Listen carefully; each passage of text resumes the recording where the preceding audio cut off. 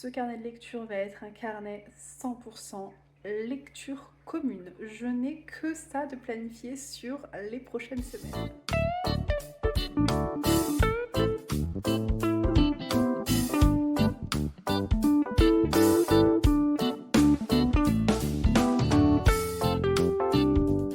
Bonjour à toutes et à tous et bienvenue dans un nouveau carnet de lecture.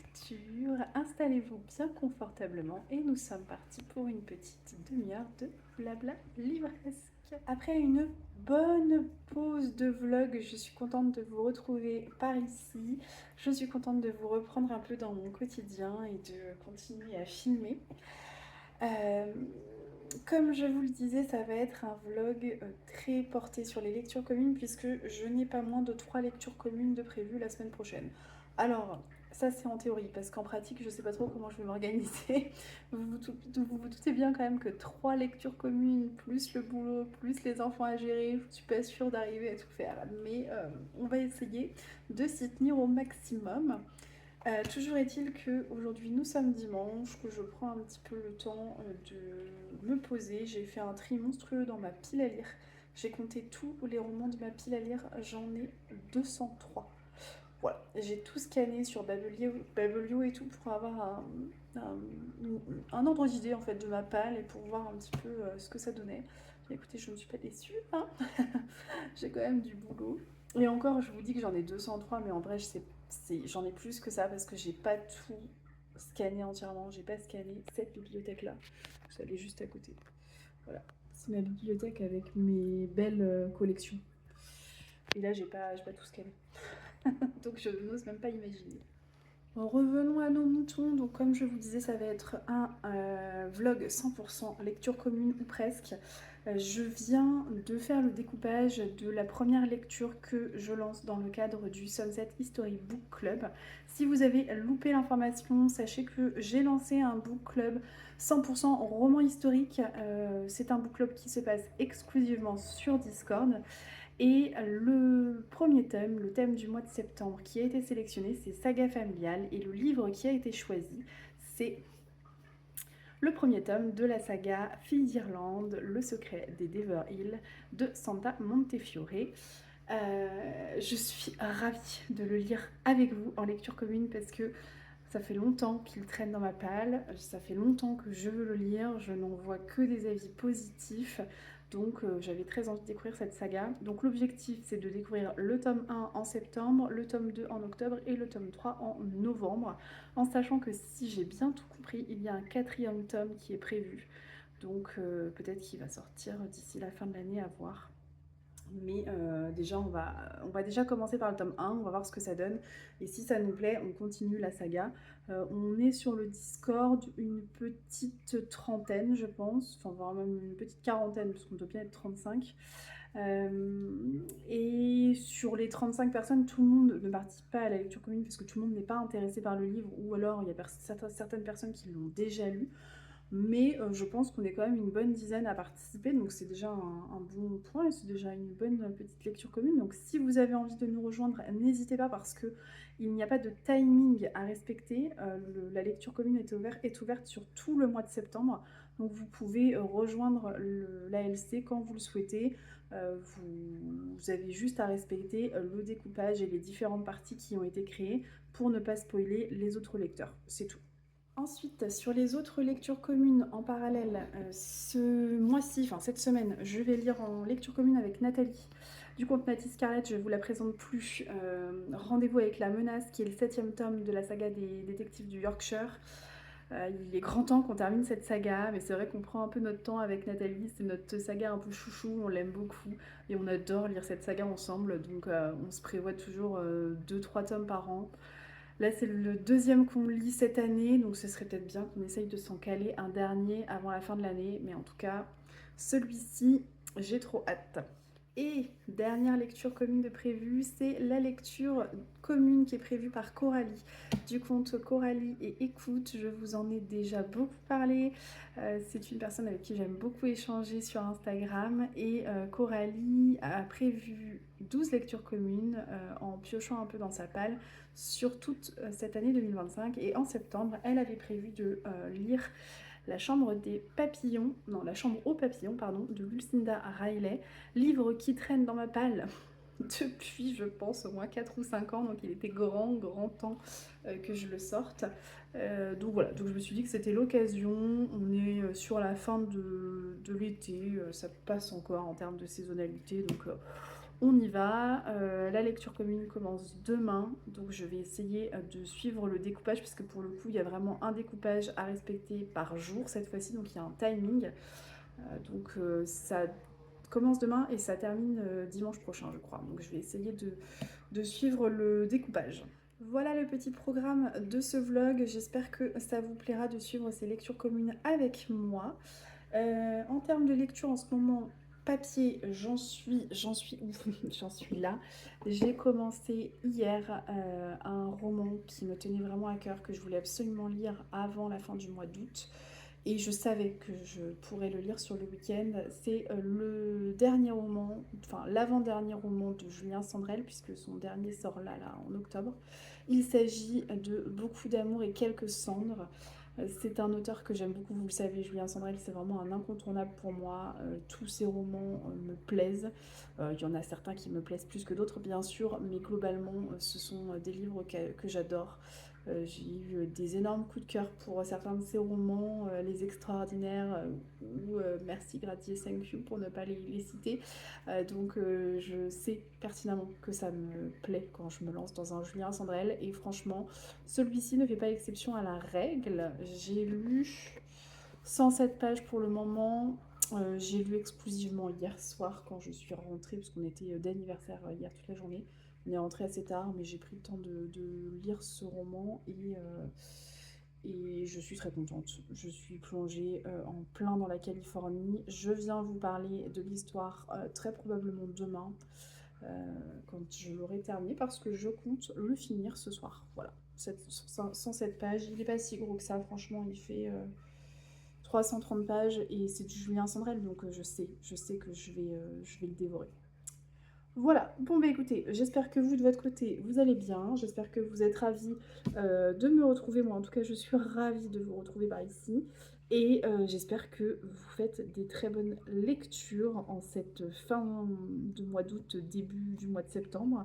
N'hésitez pas à me dire quels sont vos derniers coups de cœur en commentaire, vous savez que j'adore vous lire, donc n'hésitez pas. Et puis je vous reprends un petit peu plus tard. Hello, je vous reprends aujourd'hui, nous sommes mardi, la rentrée scolaire est passée. Pour ma part, ça a été un petit peu compliqué. Une première rentrée scolaire en maternelle pour mon petit garçon qui a été un petit peu compliqué, mais je pense comme beaucoup d'enfants. Voilà, on l'a laissé en pleurs à l'école, donc mon cœur de maman s'est fendu complètement, je pense, à ce moment-là. Mais bon, toujours est-il que je l'ai récupéré, qu'il avait passé une bonne journée et que tout se passait bien. Ce matin, ça a été encore compliqué de le laisser, mais bon, je pense que ça va être un peu tendu toute la semaine. C'est donc pour cette raison que je suis en télétravail sur toute la semaine. C'est vraiment pour pouvoir m'arranger au niveau des horaires et pour pouvoir faire en sorte que cette rentrée se passe le mieux possible. Donc, je prends un peu de temps sur ma pause déjeuner pour venir vous parler de mes lectures. Je vous l'avais dit, bien entendu, j'ai terminé le Julien Sandrel, qui est donc Beaucoup d'amour et quelques cendres. Et je ne suis pas hyper étonnée, mais on est sur un coup de cœur. Vraiment, très bonne lecture, vraiment, comme toujours avec Julien Sandrel. Mais étant donné que Julien Sandrel, c'est un des auteurs, de mes auteurs chouchous, un auteur que j'aime beaucoup, et bien avec ces auteurs-là, on n'est jamais à l'abri d'une déception, puisque bah, voilà, on a lu une grosse partie de leurs œuvres, donc à un moment donné, on se demande si on va toujours autant apprécier ou pas. C'était un peu le cas avec ce roman-là, je me disais peut-être que j'ai fait le tour de ce qu'il est en capacité de proposer, peut-être que ça me plaira pas autant que les précédents, voilà, peut-être que je peux être déçue. Eh bien, pas du tout, pas du tout, pas du tout. Autant vous dire que j'ai terriblement hâte d'être au 1er octobre pour son nouveau roman qui va sortir. Si j'ai plus le titre en tête, mais je vous mettrai la petite vignette ici. En tout cas, celui-ci, vraiment, vous pouvez y aller les yeux fermés. Il est très bon, il est très bon. Je pense qu'il se place dans mon top 3 avec Merci, Gradier, Thank You et Les Extraordinaires, parce que je vais, à mon avis, m'en souvenir pendant très longtemps. Ce que j'adore avec Julien Sandrel, c'est qu'il est en capacité de créer des personnages qui sont entêtants et dont on se souvient pendant longtemps.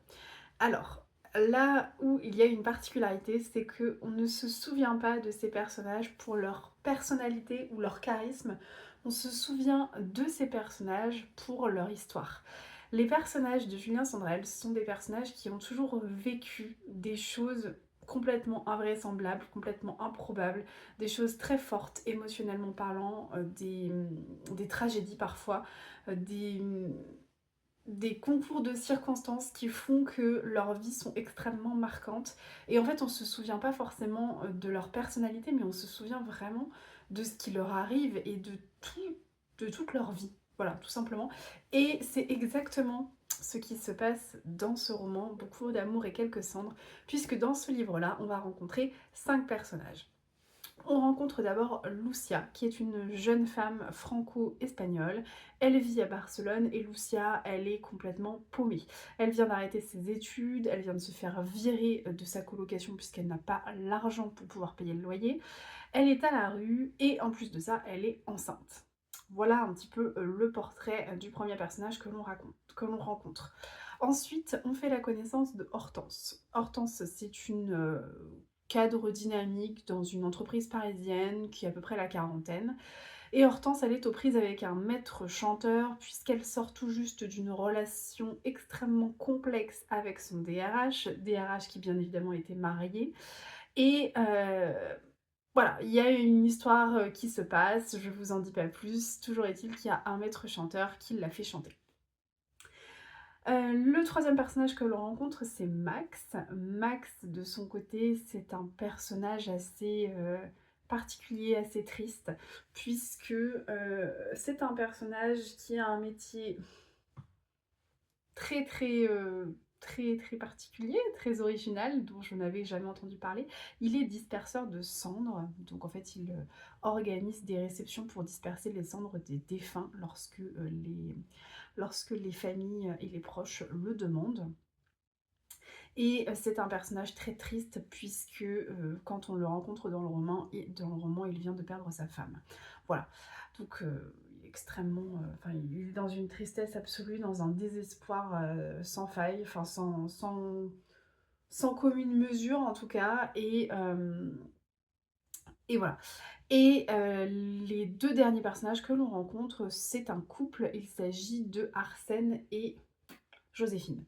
Arsène et Joséphine, c'est un couple de retraités qui se caractérise particulièrement par l'amour qu'ils dégagent, puisque même si ça fait des années et des années qu'ils sont ensemble, ils sont toujours aussi amoureux l'un de l'autre.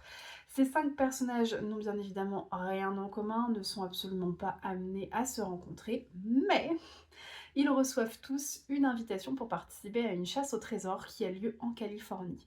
Et donc forcément, la chasse au trésor est tout frais payé, ils prennent tous l'avion et se rencontrent sur le tarmac. Le tarmac quand ils arrivent en Californie et de là va se dérouler toute l'histoire que Julien Sandrel va nous raconter et franchement c'est que du bonheur. C'est un roman qui est extrêmement tendre, extrêmement émouvant. Comme d'habitude avec la plume de l'auteur, on est complètement immergé dans l'histoire. Il nous balade à travers la Californie pour notre plus grand plaisir, hein, clairement. On passe de San Francisco au parc de Yosemite en un claquement de doigts et en quelques pages. Et on a vraiment l'impression d'y être. Et pourtant, moi, je n'y suis jamais allée, hein, donc je ne connais pas. Mais on a l'impression d'y être. On voit les grandes plaines, les grands espaces, les montagnes, la ville de San Francisco, on voit Alcatraz, voilà, on voit tout ça. Et c'est hyper bien décrit, hyper immersif, hyper bien expliqué. Et bon, voilà, il nous plante le décor et nous, on a l'impression de partir en vacances, hein, clairement. Donc ça, c'est un très très bon point, encore une fois, pour ce roman. Et en plus de ça, Il va nous raconter une histoire qui est très émouvante, comme je vous le disais, il nous raconte l'histoire de personnages et c'est cette histoire-là que l'on va retenir et c'est cette histoire-là que je retiendrai, je pense, pendant des années et des années parce que c'est marquant, c'est extrêmement marquant, c'est extrêmement poignant. Comme d'habitude, j'ai versé ma petite larme hein, parce que la fin m'a serré le cœur quand on commence à comprendre les secrets, quand on commence à comprendre tout ce qui se passe et le but de ce voyage. Bah, franchement, moi voilà, je suis un peu tombée en, je suis un peu tombée en larmes en me disant bah, c'est pas possible, voilà. Et pourtant, j'ai lutté. Hein. Je me suis dit, tu ne vas quand même pas pleurer, tu ne vas quand même. Mais si, il arrive à nous arracher des larmes et ça, c'est incroyable. Il est très très fort pour ça, cet auteur. Et ouais, vraiment très émouvant. C'est un roman qui est vraiment tendre, émouvant. C'est triste, c'est vraiment triste, mais c'est très lumineux. C'est vraiment très lumineux. Je ne sais pas comment vous dire, mais je trouve qu'en ressortant de ce roman, on a une petite touche d'espoir, on a un petit quelque chose qui survient et c'est très très bon. Donc, que vous dire de plus à part, bah, lisez-le, voilà, lisez-le tout simplement. Si vous n'avez encore jamais lu Julien Sandrel, mais qu'attendez-vous? C'est le moment. Et si vous n'avez pas lu celui-ci, bah, je vous recommande de vous procurer le livre en librairie, en sachant que celui-ci est sorti en poche. Donc aucune excuse. Mais voilà, sachez que celui-ci, Les Extraordinaires et Merci, Grazie, Thank You, ce sont mes 3 préférés et que normalement vous allez passer un très bon moment. Attention quand même, bien évidemment, on est sur un roman contemporain, tranche de vie slash feel good entre guillemets. Donc si vous n'aimez pas ce genre-là, n'y allez pas. Mais si vous aimez, Julien Centrel, c'est le best of the best pour cette catégorie de romans. En parallèle, je vous le disais, j'ai commencé toutes les lectures communes que j'ai prévues, enfin toutes les lectures communes, non, j'en ai commencé une seule. Mais je me suis attelée à respecter la lecture commune qui était organisée par Coralie parce que c'est vraiment celle-ci pour laquelle il y a un timing à respecter. Donc je me suis plongée hier dans La Chambre aux papillons de Lucinda Riley. J'ai lu la première partie qui était découpée par Coralie, donc c'était du chapitre 1 au chapitre 3 inclus de mémoire. Je suis allée un petit peu plus loin, j'avoue, j'ai déjà triché, parce que j'étais lancée dans ma lecture et parce que j'avais en tête qu'aujourd'hui j'aurais sûrement moins le temps de lire, donc je voulais m'avancer un petit peu. Et du coup, quand j'ai terminé ma partie hier soir, j'en ai profité bien évidemment pour discuter sur le groupe avec les autres lectrices de cette LC. Je vais vous mettre des petits inserts pour que vous voyez un peu comment ça se passe, parce que cette LC là, elle est faite sur Instagram, en message privé, sur un groupe Instagram. Et vous avez été 2 ou 3 à me demander comment se passaient des lectures communes parce que vous ne connaissiez pas le principe. Donc du coup, je vous mets des inserts pour que vous puissiez voir à quoi ça ressemble.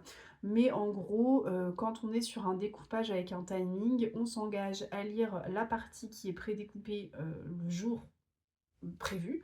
Et après, bah, ce jour-là, on peut tout simplement discuter de la partie sur le groupe Instagram.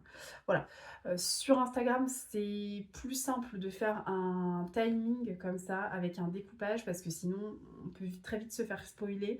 Ce qui n'est pas forcément le cas sur Discord. C'est pour ça que moi, j'ai une petite préférence pour Discord, pour tout ce qui est lecture commune, parce que vraiment, vous avez différents salons qui vous permettent de venir discuter de chaque partie dans chaque salon, sans être spoilé auparavant. Donc c'est plutôt pas mal. Toujours est-il que bon, bah voilà, la lecture commune est organisée sur Instagram, ça me va très bien, j'aime beaucoup. Pour l'instant, je suis bien dans l'histoire. Je trouve qu'il n'y a pas trop de blabla, pas trop de mise en place de l'intrigue et qu'on est assez vite plongé dans ce que veut nous raconter l'autrice, donc ça me va bien. On va voir, parce que honnêtement, La Chambre aux papillons, j'en ai pas lu que des retours dithyrambiques, hein, loin de là. C'est pas forcément un des romans de Lucinda Riley qui fait l'unanimité. Donc j'avoue que je suis assez curieuse, j'attends de voir ce que ça va donner. Dites-moi si vous l'avez lu celui-ci et dites-moi ce que vous en avez pensé. Je vous laisse ici, il est 13h56, j'ai une réunion dans 4 minutes, donc si je veux être à peu près opérationnelle, je vais arrêter de blablater maintenant.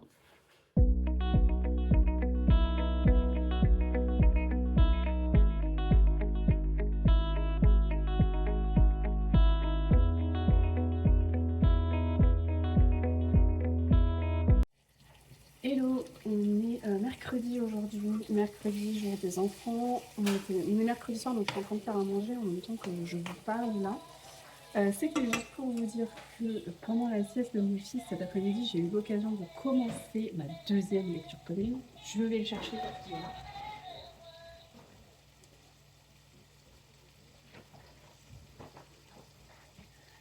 Le septième tome de la saga des détectives du Yorkshire de Julia Chapman, et franchement, j'adore. Je retrouve cette ambiance small town que j'aime tellement. On retrouve Bruncliffe, on retrouve les habitants et c'est un vrai régal. On a commencé toutes les deux avec Nathalie et on avance hyper vite. Je suis assez surprise, mais voilà, j'ai commencé tout à l'heure. J'en suis déjà à la page 134, donc c'est cool. C'est des romans qui sont quand même assez denses. Ils font 350 pages, mais du coup, c'est quand même assez dense. Donc souvent, ça me tient en haleine, on va dire au moins 4-5 jours. Là, je ne sais pas si je ne vais pas le dévorer littéralement parce que on est plongé dans une ambiance sous tension dès les premières pages et j'avoue que l'autrice ne nous épargne pas. Donc, je vous en reparle bientôt. Je vous laisse là parce que comme vous pouvez l'entendre, il y a du bruit, il y a du monde partout, là, ça court. On est dans le tunnel du soir. Et ben, je vous reprends plus tard, bien sûr.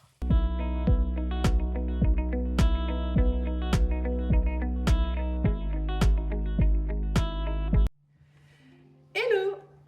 Je vous retrouve aujourd'hui, nous sommes vendredi matin, je commence à travailler là tout juste, j'ai mon PC qui est derrière moi, il faut absolument que je m'y mette. Mais avant ça, je voulais quand même venir vous parler de ce roman puisque je l'ai terminé. Franchement, je l'ai dégommé, j'ai beaucoup aimé. Donc j'ai pris un retard considérable dans mes autres lectures communes, notamment dans ma lecture commune de La Chambre aux Papillons qui était timée, donc je vous avais dit bah, c'est celle-ci sur laquelle il ne faut pas que je prenne de retard. Bon bah raté, mais je vais essayer de me rattraper ce week-end. Toujours est-il que ce roman Rendez-vous avec la menace, donc qui est le 7e tome de la saga des détectives du Yorkshire, eh bien j'ai adoré. Franchement, je pense que c'est un de mes tomes préférés. Je vous parle pas trop de l'histoire parce qu'on est sur un 7e tome, mais globalement, ce que je peux vous dire, c'est qu'on retrouve nos deux personnages principaux, Samson et Delilah, et ils sont tous les deux, ils travaillent tous les deux ensemble, hein, puisque ils tiennent l'agence de recherche et l'agence de rencontre des Vallons. Et on peut dire que leur relation commence à s'intensifier un petit peu, et ce n'est pas pour nous déplaire, n'est-ce pas? Dans ce tome-là, toute l'histoire va tourner autour d'un tueur à gages qui a été embauché pour tuer Samson. Je vous en dis pas plus parce que en fait il y a beaucoup de liens de cette intrigue qui découlent des tomes précédents, donc je ne veux pas vous spoiler. Je peux juste vous dire que toute l'intrigue tourne autour de ce fameux tueur à gages. Et c'est juste palpitant parce que on est pris dans l'intrigue dès les premières pages. Et là, l'autrice, elle m'a un peu bluffée parce que là où d'habitude, elle prend un peu son temps pour nous expliquer ce qui se passe, voilà. Là, il n'y a pas de temps mort, hein. Clairement, dès les premières pages, on est plongé dans l'intrigue. C'est hyper prenant, c'est hyper haletant. J'ai lu 140 pages d'une traite et après, bah, c'était hyper compliqué pour moi de m'arrêter. Donc, très bon tome. J'ai bien évidemment très envie de connaître la suite de la saga. Là, il me reste 2 tomes, je crois, même 3, parce que je crois qu'il y en a 10. Donc, il me reste le tome 8, le tome 9 et le tome 10. La saga s'arrête au bout de 10 tomes, donc ça, c'est hyper chouette au niveau de cette saga de Cozy Mystery, parce que c'est vrai que la plupart des sagas de Cozy Mystery sont mais vraiment à rallonge. Donc je ne voulais absolument pas m'engager dans une saga où il y a 25 tomes et où j'en lis à peine la moitié, donc je vois pas l'intérêt. Donc ça tombe très bien qu'il ne reste que 3 tomes à lire. De toute façon, on arrive un peu au bout de l'intrigue, entre guillemets. Enfin, il nous reste quelques éléments de l'intrigue principale à dénouer. Je pense qu'on va avoir les réponses à nos questions dans les prochains tomes, mais bon, à un moment donné, je vois pas l'intérêt de continuer la saga sur des tomes et des tomes et des tomes à venir encore, donc c'est très bien que l'autrice ait pris le parti de créer une vraie fin. Moi, ça me va très bien. Si vous n'avez toujours pas craqué pour cette saga qui pourtant fait le buzz depuis des années sur les réseaux, eh bien je vous la recommande, mais vraiment à fond parce que c'est top. Ce sont des petites enquêtes, mais il n'y a rien de terriblement sanglant. Donc, quand vous n'êtes pas forcément fan de thrillers ou de choses assez compliquées et assez dures à lire, là, vous pouvez y aller les yeux fermés parce qu'en fait, vous suivez un peu une ambiance small town dans laquelle vous allez suivre des personnages récurrents qui sont là dans tous les tomes. Vous avez une intrigue centrale, mais vous avez plein de petites enquêtes en parallèle qui sont des enquêtes assez sympas. Vous avez des disparitions d'animaux, des choses un peu varié, donc on ne s'ennuie jamais et les deux personnages principaux, Samson et Delilah, sont juste délicieux. Enfin vraiment on se délecte parce ils sont hyper attachants, hyper émouvants, on suit avec grand intérêt l'évolution de leur relation et c'est vraiment chouette. Et s'il vous faut un argument supplémentaire pour lire ce roman, sachez que dans ce livre, il y a un chien, un braque de Weimar, Calimero, qui est juste, mais tellement drôle. Et franchement, ce chien, c'est un personnage à part entière et j'adore le retrouver tout au long des tomes. Voilà, c'était la petite cerise sur le gâteau.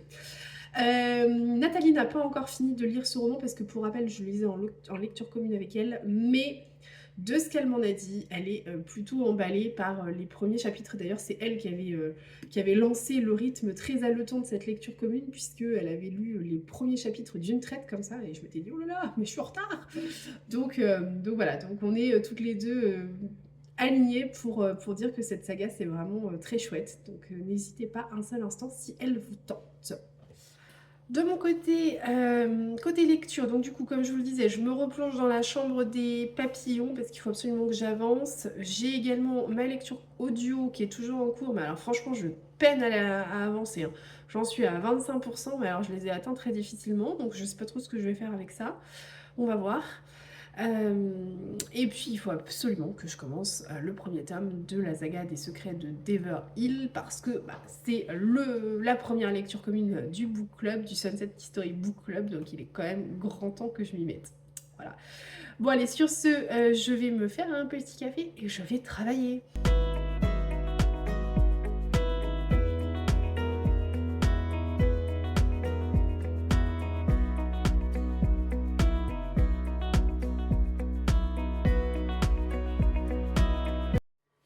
Hello!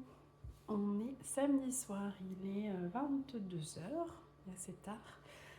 Je vous reprends, j'étais tranquillement installée, là je suis solo avec ma petite fille ce soir.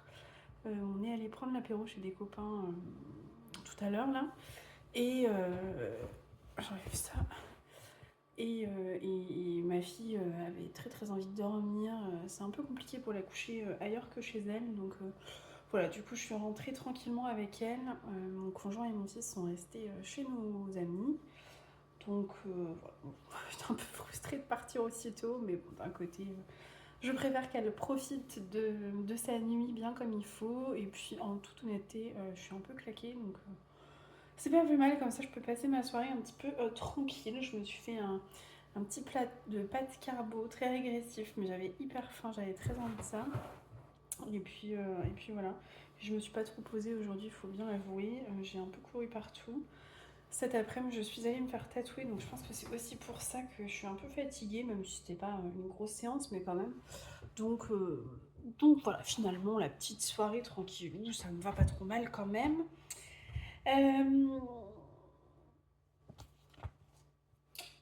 J'avance. Alors, clairement, je pense que je rattraperai pas mon retard. Il y a pas mal de filles qui l'ont déjà terminé, hein, donc bon, voilà.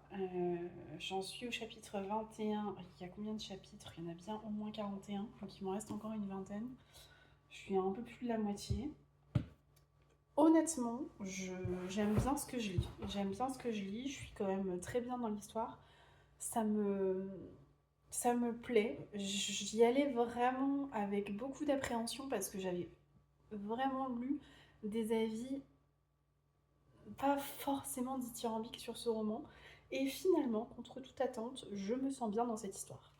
Dans ce roman, on débarque dans le Suffolk en Angleterre et toute l'histoire se passe autour d'un grand manoir qui s'appelle Admiral House. Et donc c'est une maison familiale, c'est notamment la maison de Posy Montag. C'est l'endroit où elle a vécu quand elle était petite, c'est sa maison de famille et elle y vit toujours alors qu'elle approche des 70 ans. Et, euh, et malheureusement, elle n'a plus les finances pour prendre soin du manoir comme il se doit et elle décide de le vendre. Voilà, sauf que on se rend bien compte qu'il y a des secrets autour de ce manoir. On a des flashbacks puisqu'on repart un petit peu dans la vie d'adolescente et d'étudiante de Posy. On découvre sa vie amoureuse, on découvre les rencontres qu'elle fait.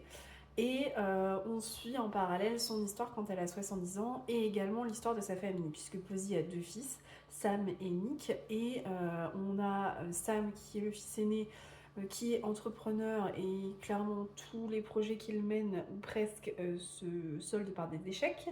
Et à côté de ça, on a Nick qui lui est antiquaire, revient après 10 années passées en Australie, il revient sur le sol anglais et on se rend compte que les frères ne s'entendent pas très bien, qu'ils n'ont pas forcément la même vision des choses par rapport à l'avenir du manoir. Et voilà, il y a plein de choses qui se passent. Je vous en dis pas plus parce qu'en soi, il se passe beaucoup de choses, il y a beaucoup de personnages. Et je pense que si je vous en dis trop, je vais vous révéler beaucoup trop d'informations de l'intrigue et ce serait vraiment dommage. Ce que je peux vous dire, c'est que c'est très prenant. On est vraiment plongé dans l'histoire. On sent qu'il y a des secrets, mais finalement, c'est pas forcément les secrets qui nous tiennent en haleine. C'est plutôt toute l'histoire. Enfin, moi, en tout cas, ce qui me tient en haleine, c'est plutôt toute l'histoire de Posy dans le présent, donc à l'aube de ses 70 ans, et toute l'histoire de sa famille. Moi, c'est vraiment ça qui me tient en haleine. Les passages au passé, je les trouve très intéressants, mais c'est pas forcément ceux qui m'intéressent le plus. Ce qui m'embête un petit peu, c'est que je me rends un petit peu compte des faiblesses, on va dire, de la plume de Lucinda Riley. Donc je ne sais pas si c'est sa plume ou si c'est la traduction, mais je trouve quand même qu'il y a des fois, c'est un, un peu rapide, à mon sens. C'est trop rapide.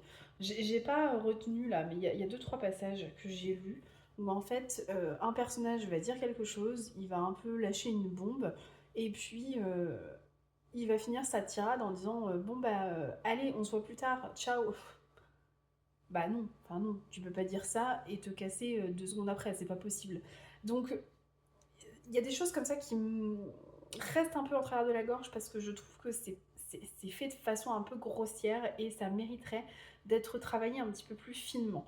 Mais encore une fois, je ne sais pas si c'est la plume de Lucinda Riley ou si c'est la traduction.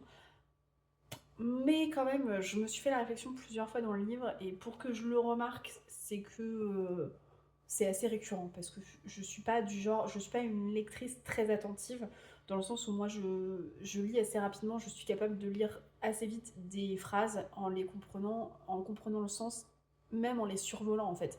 Donc je suis pas forcément très attentive à chaque mot et là, le fait de le voir, c'est que c'est récurrent. Donc ça m'a un peu déstabilisée et ça me déstabilise toujours, surtout que le dernier roman de Lucinda Riley que j'ai lu, c'était le dernier tome de la saga des Sept Sœurs, qui était certes écrit en collaboration du coup avec son fils. Enfin, c'est son fils qui a terminé l'écriture du livre, mais c'est vrai que j'avais pas forcément très accroché avec la plume que j'avais trouvée moyenne vraiment. Donc là, c'est le deuxième où je me dis on peut mieux faire quand même, hein. Donc voilà, à voir sur les prochains Lucinda Riley que je lirai, mais je pense que du coup maintenant je vais être beaucoup plus attentive. Donc j'espère que ça va le faire parce que je n'ai pas tout lu de Lucinda Riley, loin de là.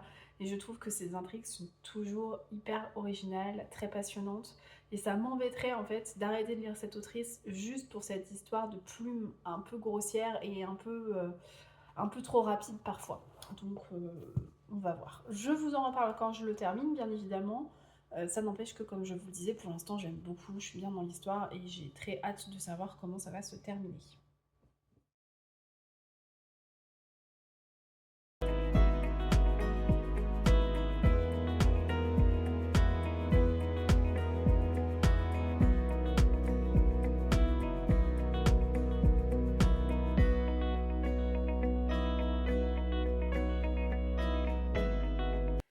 Hello, je vous reprends rapidement pour clore ce carnet de lecture. Rassurez-vous, avant de le clore, j'ai quand même pas mal de choses à vous dire.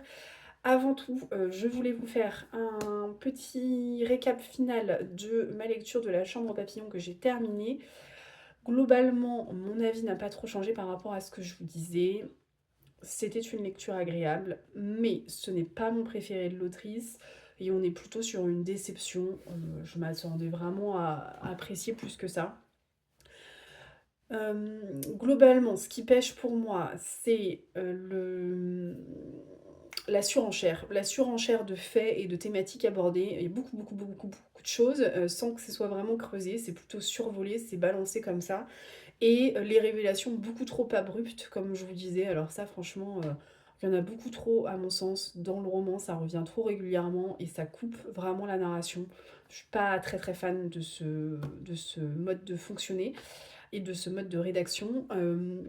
Autre chose qui m'a un peu dérangée, c'est que je m'attendais plus ou moins à lire une saga familiale historique. Pour moi, on n'est absolument pas là-dedans. On est plutôt sur une romance familiale. En fait, le côté historique, il est à peine survolé. On entend très peu parler. Il y a certes une double temporalité, mais la temporalité au passé, elle est beaucoup moins présente que celle qui se passe actuellement. Et du coup, l'histoire, c'est ni plus ni moins que les histoires d'amour d'une famille, en fait, hein, donc d'une maman et de ses deux enfants. Et bon, c'est intéressant, mais franchement, c'est pas le meilleur roman de Lucinda Riley pour moi. La plume est fluide, ça se lit bien, on est vite embarqué dans l'histoire, mais il y a tous ces petits points négatifs pour moi qui m'ont vraiment empêché d'apprécier entre guillemets le roman à sa juste valeur. La fin, c'est une fin, on peut s'y attendre à cette fin, c'est du happy end classique, clairement, il n'y a pas de gros revirements de situation, il n'y a pas de gros plot twist de malade, faut pas s'attendre à ça. Bon, voilà, à mon avis, c'est une lecture que je vais relativement vite oublier. Et clairement, si vous ne connaissez pas Lucinda Riley, moi je vous encourage plutôt à découvrir la saga des Sept Sœurs, qui est très bonne. Même si le dernier tome, pour moi, est peut-être m'a un peu laissé sur ma faim en termes de qualité rédactionnelle. Mais ça s'explique aussi par le fait que c'est un roman qui a été écrit à quatre mains. Euh, et je vous recommande aussi L'Ange de Marchmont Hall, que j'avais beaucoup aimé. Voilà, j'ai pas lu les autres, donc je peux pas trop vous dire. Ça ne m'empêchera pas hein, de continuer à découvrir Lucinda Riley. D'ailleurs, j'ai dans ma palle Le Domaine de l'héritière, donc je compte bien le lire. Mais en tout cas, celui-ci, à mon sens, bon, c'est vraiment pas le meilleur. Vous l'avez sûrement vu dans les plans vidéo précédents, je suis plongée actuellement dans le premier tome de la saga Fille d'Irlande qui s'appelle Les secrets de Dever Hill de Santa Montefiore. C'est publié chez Verso, c'est notre première lecture commune pour le Sunset History Book Club et c'est un véritable régal. Donc j'en suis pas très loin, j'en suis page 100 à peu près, donc pour le moment je vais pas vous en parler, je vous en parlerai plutôt dans le prochain carnet de lecture, ce sera plus simple, mais voilà, pour le moment j'aime beaucoup. Ma lecture audio, pareil, je vous en parlerai dans le prochain carnet de lecture, j'ai bien avancé. En attendant, ce que je pouvais quand même vous dire pour clore ce carnet de lecture en beauté, c'est vous montrer mes deux dernières réceptions, mes deux derniers achats livresques. Le premier, je vous le montre, c'est un livre que je compte bien lire cet automne. Il s'agit du dernier V.I. Schwab. J'aime beaucoup cette couverture-là. Quand nos os retourneront à la terre, c'est une brique. Vous avez vu ce truc-là? Non mais vraiment, je pense que ça pourrait assommer quelqu'un. Il fait presque 800 pages. Donc c'est le dernier Ovi Schwab. Je ne connais pas l'autrice, mais j'ai dans ma palle La vie invisible d'Eddie Larue que je compte également lire cet automne. Donc ça va être un automne très fantasy.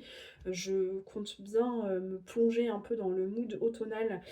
Peut-être pas la semaine prochaine parce que j'ai des lectures estivales à terminer, mais après je me mets à fond dans l'automne et je compte bien me lancer un peu plus dans la fantasy pour cet automne, fantasy fantastique. Bien évidemment, il y aura quand même de l'historique, hein, rassurez-vous. Il y a le Sunset History Book Club qui va, entre guillemets, me forcer, même si on peut pas vraiment dire qu'on me force à quoi que ce soit, mais qui va, entre guillemets, me forcer à lire des romans historiques et j'en suis la première ravie. Mais Celui-ci, ça va être une de mes prochaines lectures. Je vous lis la quatrième de couverture. Une vie pour l'aimer, une nuit pour mourir, l'éternité pour se venger. Alice pensait avoir un brillant avenir devant elle jusqu'au soir de sa mort, laquelle ne marque pourtant pas la fin de son histoire. Le lendemain matin, elle découvre l'inimaginable, elle est devenue une vampire. Sans aucun souvenir des événements de la veille, affamée et horrifiée, elle va tout faire pour retrouver la trace de celle qui l'a transformée, la mystérieuse inconnue avec qui elle a passé la soirée. Plus d'un siècle auparavant, Charlotte fait la connaissance de Sabine. Très vite, elle trouve en la jeune veuve une confidente, une mentor et même une amante.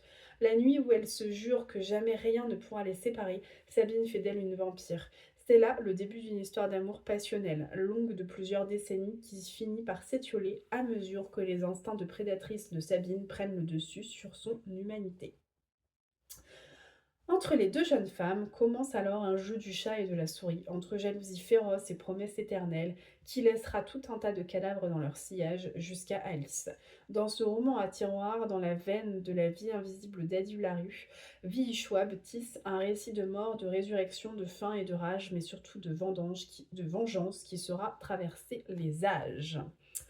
Bon, ben, clairement, il me fait bien l'envie. Donc vous l'aurez compris, on est sur une histoire de vampire.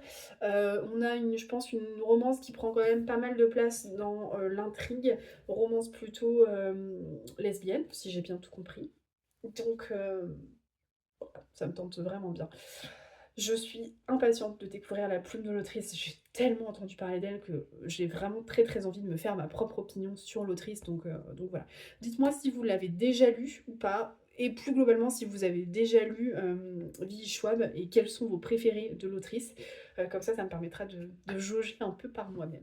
Et deuxième roman qui a rejoint ma pile à lire, c'est un Hurlevent. Ça faisait longtemps. Sous le marbre, la révolte de Juliette Galliani, avec un très beau jaspage, comme vous pouvez le voir. Euh, c'est une des dernières parutions de la maison d'édition. Je crois que c'est la parution de juste avant l'été, là. Et vraiment, ça me faisait très envie. Juliette Galliani, j'ai lu son premier roman qui est aussi édité chez la maison d'édition Hurlevent, qui s'appelle Nuit d'orage à Haute-Rive, que j'avais beaucoup aimé. Ça n'avait pas été un coup de cœur parce qu'il y avait deux, trois petites choses dans l'intrigue qui m'avaient fait un petit peu tiquer, mais globalement ça avait été une excellente lecture que j'avais lue en été. L'histoire se passe en plein été caniculaire et tout, c'est juste très très bon en termes d'ambiance. Donc je vous le recommande. Là, si j'ai bien tout compris, on retrouve quelques personnages de la fameuse famille Bellamy que l'on suit dans Nuit d'orage à Haute-Rive. Je ne pense pas pour autant que ce soit vraiment un deuxième tome. Je pense que c'est deux livres qu'on peut lire séparément, à mon avis.